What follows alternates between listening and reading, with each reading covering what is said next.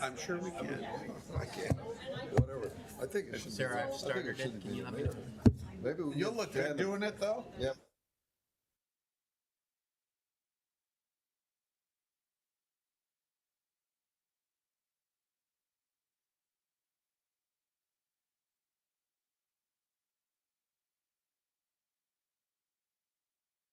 Yeah.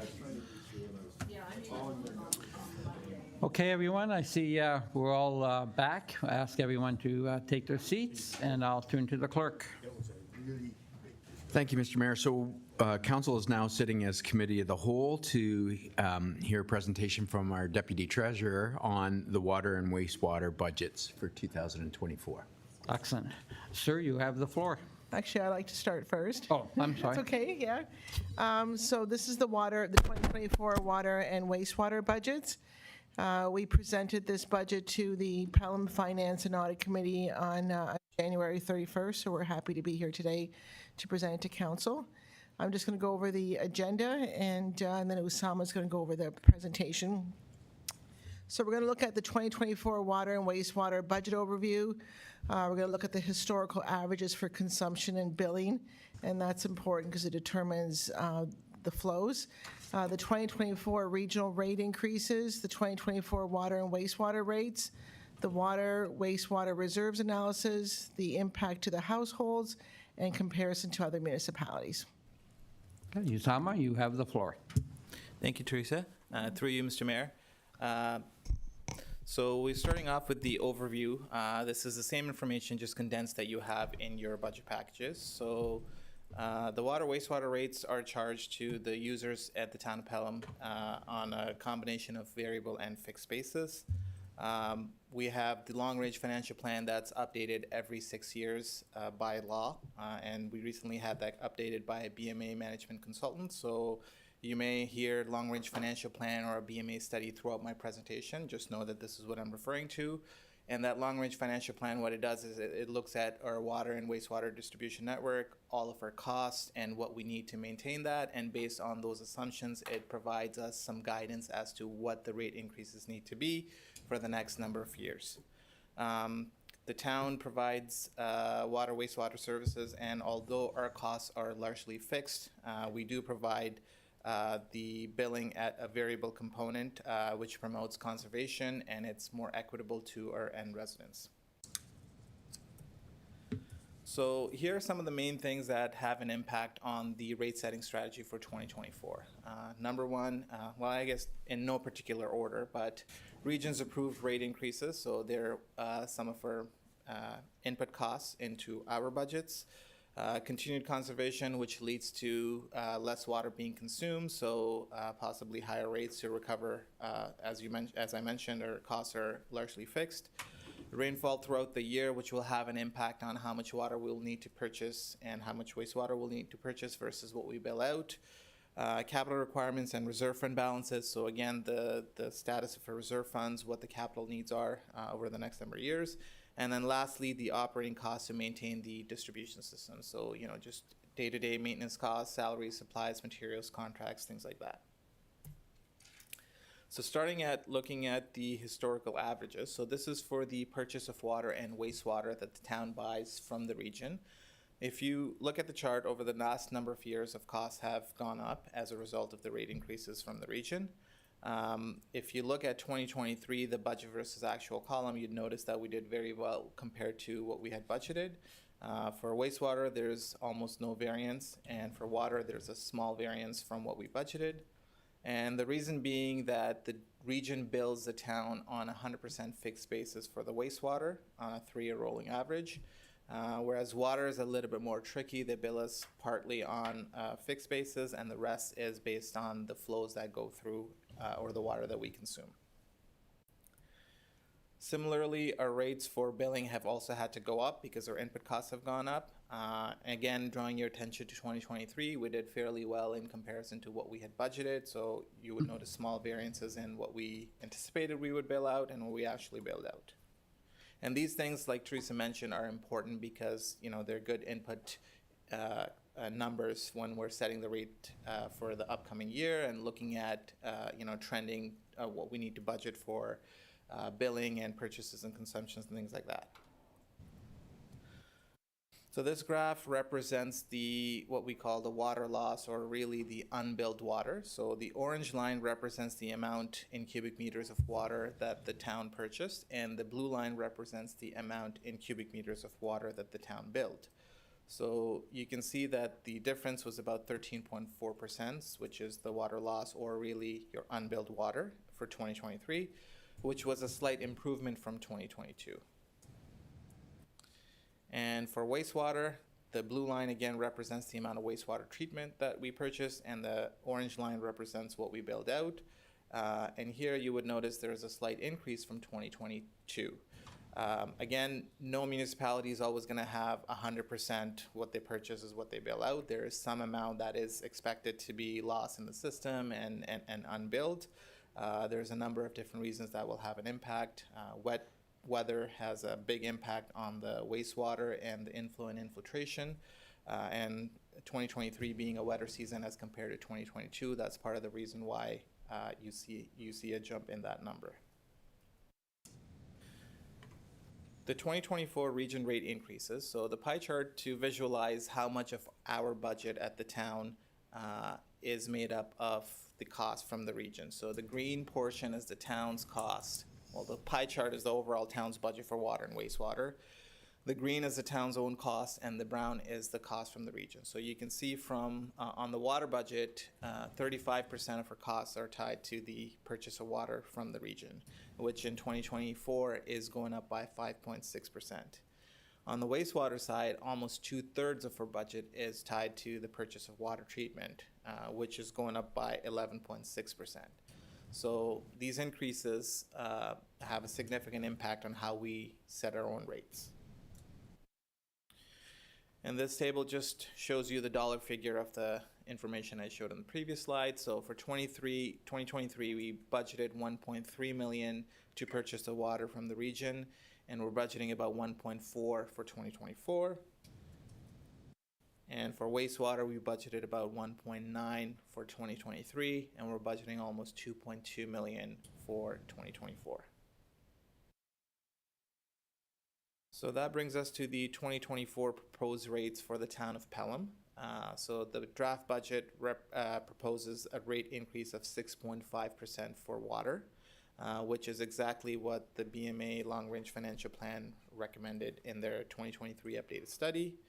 And the table just shows you a breakdown of how we come to that rate. So starting with the total needs for the water division, that's your budgeted expenses, subtracting out the fixed revenues and any other revenues, which leaves you with the amount that we need to recover from consumption.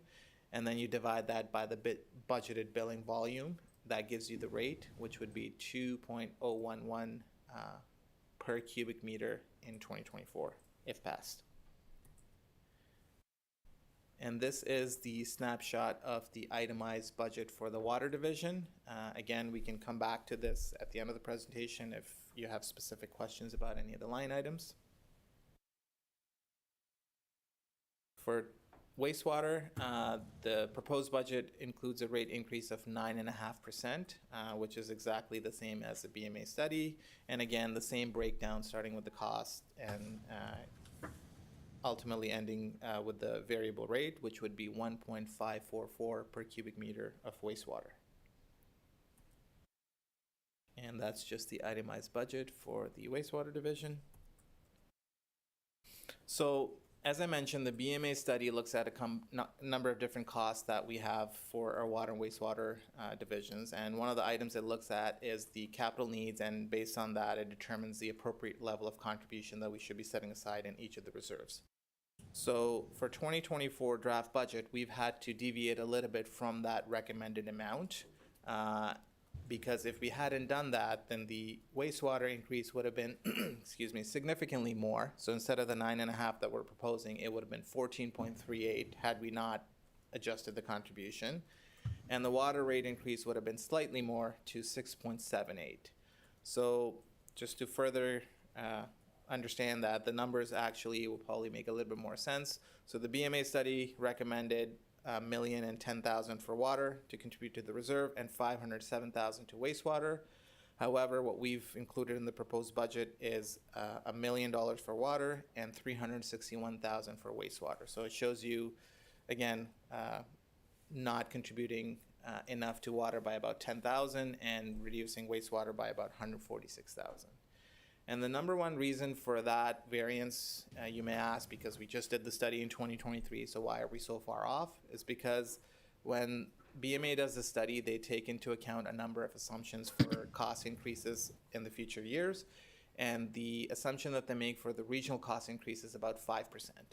Now, if you recall from a few slides ago, wastewater went up by 11.6%, and it also accounts for 2/3 of our budget. So that's why you're seeing a bigger impact on the wastewater side. Had we kept the contribution as they had recommended, we would have had to increase the rate to 14.38%. And we were comfortable doing that for the time being, because if you recall, during the last budget time, the senior leadership committed to coming back and relooking at the 10-year capital plan and capital forecast. So we're in the process of doing that. So as we have a more robust 10-year capital plan, that may, recalculate some of these contribution numbers. So we may go back and update that study for BMA to come up with more realistic expectation after we've finalized the 10-year plan. So the next couple of slides will show the reserve fund projections. Again, I just want to point out that these are based on the two factors. So the 10-year plan that's currently in approved, the draft plan, the 2024 is approved in the 9 years as a draft, and the contributions as they were currently laid out in the BMA study. So if you keep those two as is, this is what the reserve funds would look like over the next number of years. So for water, you don't go into a positive balance until 2026, and from that point onwards, it remains positive. Again, keeping in mind that the contributions remain the same as recommended, and the capital plan stays as it is now. For wastewater, it doesn't go into a positive balance until about 2029, and that's because there are a couple of significant asks from capital over the next number of years in 25 and then again in 28, currently in the 10-year forecast. The 2024 annual household impact, we base that on about annual usage of 200 cubic meters of water, which is pretty standard. And that impact would be about $87.44 annually over the prior year, or $14.57 per billing.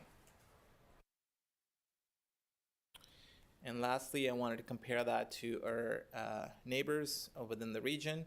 So the blue graph is the 2023 approved rates for our neighboring municipalities as well as the town of Pelham. And then the orange line up there is the 2023 average. So this is the average annual cost for water and wastewater for the average homeowner. The town of Pelham was the lowest in all of Niagara region. This excludes Grimsby, by the way, because they're the way they build their water, wastewater is slightly different. The portion of it is on their property taxes, so we've excluded them from the comparison. But of all the comparators that we looked at, the town of Pelham was the lowest in 2023, slightly below Niagara Falls. And then even with the 2024 proposed rate increased, we are still below the 2023 average. So again, when these neighboring municipalities pass their budgets, they likely will have rate increases, and that gap will be similar to what it is now. We would probably still be looking at being either the lowest or the second lowest within the region.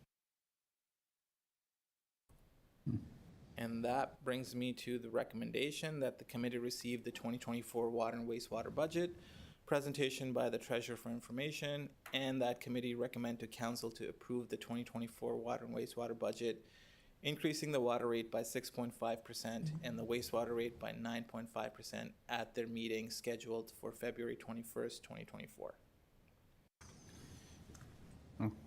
Okay, thank you for your presentation. Any comments, questions from council?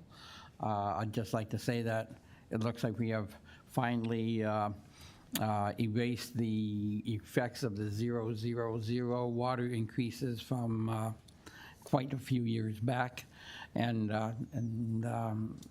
these increases are well within the norm for the region. So Again, thanks for bringing this to council, and thank you for your presentation. Any other remarks from the treasurer? No? Okay, thank you. Thank you, Osama. Council Nesnak. Yes, thank you. So just, I guess, a little bit of a concern with regards to the reserve deficit that I guess we're facing over the next few years. Just concerned that, you know, if the region continues to do these high percentage increases, that, you know, the 10-year forecast will be very inaccurate. So I appreciate that you're doing another new one. So I'm just worried that, or just wondering if the new one should come out that, you know, higher rate increases are needed, then would those get implemented in the next, say, 8 years to 10 years? Or should we just be a little more cautious this year and put in the percentage of the 6.78 as a matter of just a little bit of caution to maintain that reserve? So those, I guess, I don't know if that's clear for you or. Yeah, so through you, Mr. Mayor, as the Deputy Treasurer mentioned, that after we do our review this year of the 10-year plan, and also looking at the increases from the region, we do want to give that information back to BMA and to do an update to the study that they have. We're not going to wait the 6 years, so that way we'll see what the impact is. So we will do that this year. The to go from 6.5 to the, you know, the difference of what they're saying is only a $10,000 difference, so it's not a lot. And right now, I would just recommend that we match their recommendation of 6.5 because we have something to point to, and that's what they recommended. And then after we do our review, then for next year, we can revisit the reserves again. Thank you. Councillor? Thank you. That makes sense. And just, I guess, one final question. I'm not sure if Mr. Mayor can answer it, but just, you know, how does the region come up with these huge percentage increases? And, you know, how is that tackled at the region level? I'm not sure. Is that going to continue, or are they just saying, you know, this is a one-off blip, or like who holds the reins on that fort? So the region is still recovering from what we did. Basically, two councils before kept the rate in property taxes rate down, and now we are faced at the region. We have 45% of our infrastructure that is now in poor condition. So when you consider the size of the region, and in order to bring that from a 45% poor up to a 68% fair, you're looking at almost $1 billion. It's $670 million that would be needed in updates to bring that up. So in answer to your question, believe me, we at the regional level kick the can around a lot, and unfortunately, the way the infrastructure is increasing in repair bills, I don't think we're going to see anything higher than this, but I would think that in the next 2 or 3 years, and that's being optimistic, that we're going to see increases like this from the region trying to get our infrastructure built back. There was quite a few councillors that wanted to see a bigger increase than what we did because, again, we didn't really make a dent in the in the capital budgets, but we just said, no, we just can't do it that high. So this is low compared to what maybe we should be doing at the region. So I think we'll be looking at this for at least the next 2 or 3 years at least. Thank you. Any other, well, oh, I'm sorry. Just a response then, thank you for that information. So I guess BMA would take that information into effect and under consultation for the next review. That's great, thank you. Okay, thank you, Councillor. Councillor Olson? Thank you, Mr. Mayor. And in fact, I have the budget for the Niagara region here as well. And the average increase is going to be 7.15 over the next 10 years. Okay, yeah, there you go. And it also looks like the year 2025, there's a exceptional amount of capital going to be spent, and mostly in the wastewater area. because the linear system looks to be in pretty good shape, but it's the wastewater, and I imagine that's the sewage system that, Yes. well, Okay, thank you for that, Counselor. Any comments? I share those concerns about because at these rates, our cost of water is gonna double pretty fast. Yeah. And it's probably within 7 or 8 years, we're gonna see double the rates we got right now if the things persist like this. And I think people should know that this is what we're working with as well. Yeah. Thank you. Okay, thank you for that, Counselor. Counselor Kerr? I agree. The observations of the past, we're now paying for it in the future. And the inability to identify things going forward, I foresee big issues coming, especially if with this More Homes Act, which means more dwellings, more sewage, more water, and an aging infrastructure all coming together at the same time. I'm sure at the regional level that there's got to be a big behoove or big push relative to the provincial government of infrastructure dollars because of the aging infrastructure in a lot of communities, not only Niagara, but across Ontario.